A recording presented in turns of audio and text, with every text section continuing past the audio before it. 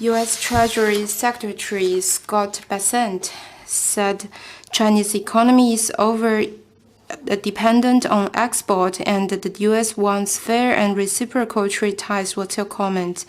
The report on the work of the government 2025 pointed out domestic demand contributed nearly 70% of growth in China's economy, and stimulating domestic demand across the board was listed as the first task of the 10 areas of work that should be done in 2025.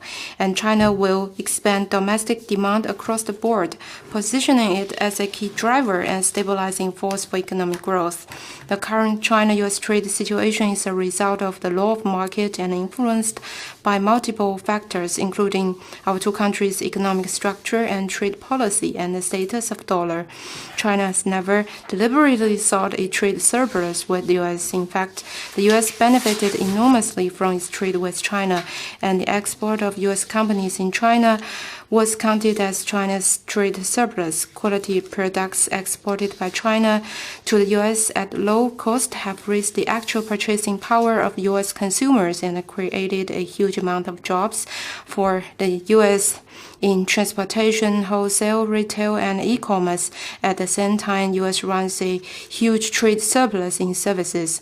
The trade and economy between China and U.S. are win-win in nature.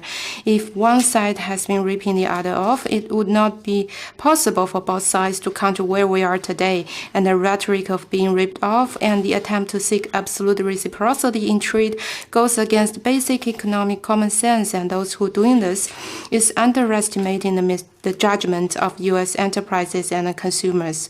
No matter how the U.S. packages it, it's impossible for them to hide the agenda of containing of the holdback back in China by politicizing and weaponizing trade issues. And the U.S. trade deficit in 2024 reached $980 billion.